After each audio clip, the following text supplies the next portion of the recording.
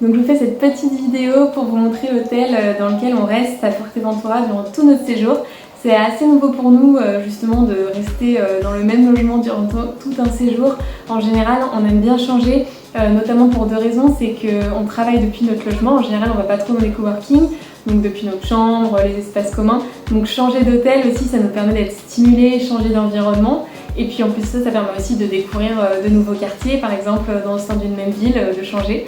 Là du coup on est resté longtemps dans ce logement parce qu'il y avait une offre. C'est vrai que Fuerteventura à la base c'est un petit peu cher, en tout cas là je regardais même pour septembre-octobre les logements de 30-40 €. C'est voilà, les logements les plus simples, il n'y a pas forcément de piscine. Donc sur le mois, on peut vite aller assez haut en termes de budget si on veut quelque chose d'assez confort. Et là, en fait, le logement à la base coûte 118 € par nuit environ. Donc ça aurait fait 3500 € sur le mois. Mais il y avait une offre Digital Nomad. D'ailleurs, c'est assez drôle de voir qu'ils ont utilisé carrément la catégorie Digital Nomad dans leur chambre, qui est à 780 € le mois, en tout cas en ce moment. Donc, je vous mettrai le nom et les coordonnées de l'hôtel juste en dessous bien sûr. Voilà, et du coup on appréhendait finalement parce que c'était nouveau pour nous de rester longtemps dans un logement, on se demandait si on n'allait pas trop s'ennuyer, mais aussi parce que c'est un très grand logement, enfin un très grand établissement, on va vous montrer. D'habitude on reste plutôt dans des petits Airbnb ou à Bali des bungalows familiaux. Et finalement, spoiler alerte, on adore, on réitérera sûrement l'expérience si on en a l'occasion. Voilà, c'est hyper animé, il y a tous les services aussi associés quand vous êtes dans un grand établissement, grande piscine, salle de sport. Pour ceux qui veulent, il y a un buffet petit déjeuner en ce moment, il y a même d'habitude les autres repas, mais avec le Covid, il me semble que c'est pour ça qu'ils ont arrêté. Sauna, hammam, etc. qui ne sont pas disponibles mais qui en temps normal sont dispo. Donc voilà, c'est des avantages qu'il faut considérer si vous par exemple ça vous plaît. Je vous montre tout ça, je vous fais une petite visite, c'est parti.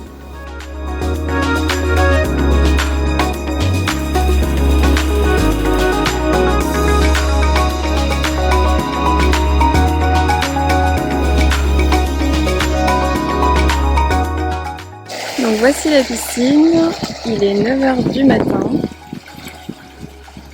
elle est immense, il y en a une autre derrière en fait, et nous on est juste ici, donc on est vraiment à 2 mètres de la piscine.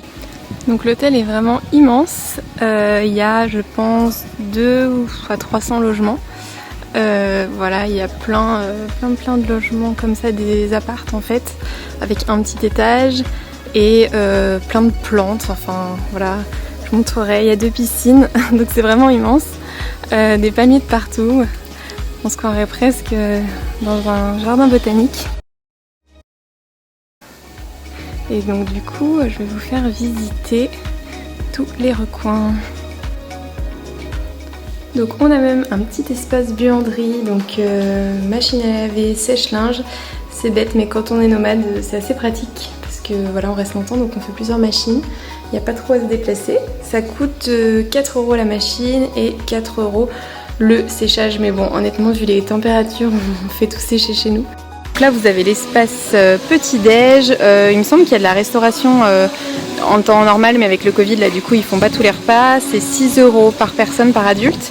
Voilà, nous du coup on prend notre petit-déj à l'appart comme on a fait nos courses tout ça, puis ça fait toujours ça d'économiser sur un mois. Voilà, mais sinon vous avez un buffet, je crois que c'est ouvert de 8 h à 10 h, quelque chose comme ça.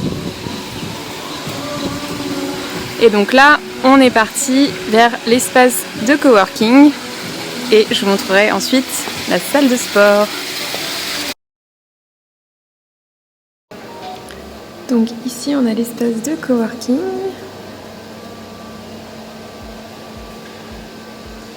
Bon, c'est des chaises, des prix, c'est assez simple, mais en vrai, bon là il y a encore pas beaucoup de monde. Marius est là.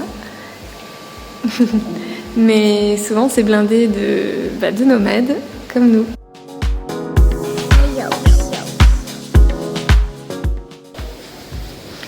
Et donc juste à côté du coworking, on a une petite salle de gym. Voilà, donc très complète pour moi. Marius en fait s'est inscrit à une autre salle parce que voilà, il a besoin de plus de machines. Il y a même des cours de stretching et du coup on a une vue pas mal sur les palmiers. Voilà, c'est bien représentatif de Fuerteventura, les palmiers, le côté un petit peu aride des paysages.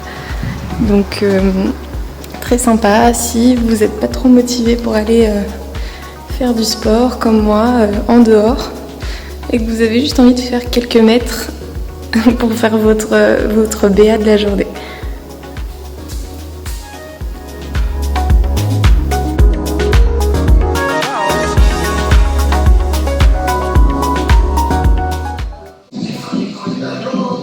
Donc ici on est dans le deuxième espace de coworking.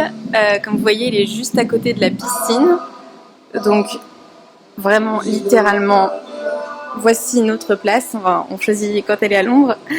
Et c'est super sympa. Bon, il y a de la musique, donc c'est sûr que pour les calls c'est un peu compliqué.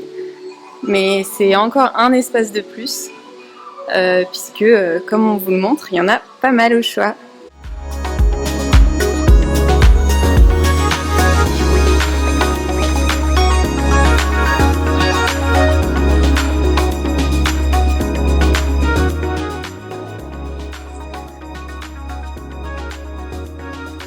Et donc voici notre appart.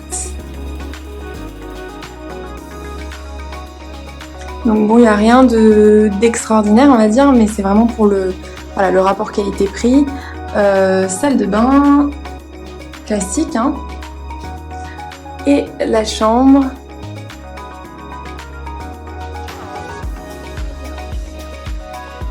Nos placards.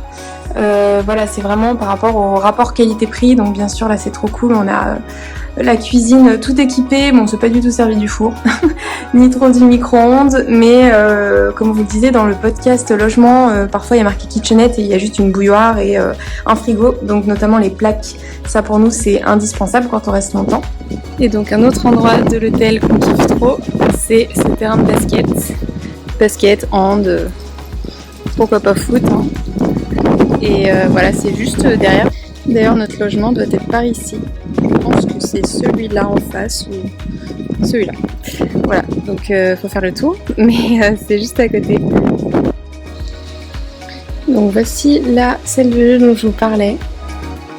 Bon, je vous avoue qu'on n'a pas vraiment profité encore avec Marius, mais je me dis que pour les familles qui ont des enfants, c'est vraiment cool.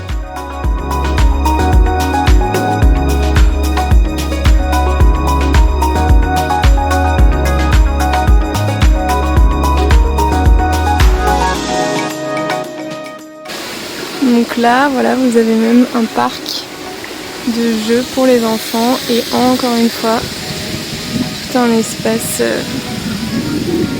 piscine, deuxième piscine en fait. Bon, bien sûr accessible pour tout le monde, un peu plus petite. Je sais pas si du coup c'est plutôt les personnes qui habitent juste autour qui en profitent, mais il y a tout le temps du monde. Donc vous avez même un espace massage, tout ça. Il y a normalement de sauna hammam, mais là en ce moment c'est pas ouvert en raison du Covid. Mais il me semble que normalement c'est inclus, donc voilà, vous pouvez y avoir libre accès. Après les massages, bien sûr, il y a une carte avec différents prix, mais c'est pas hyper cher. Je crois que c'est 29 € la demi-heure, et puis il y a souvent des promos. Enfin voilà, pour l'Europe c'est raisonnable.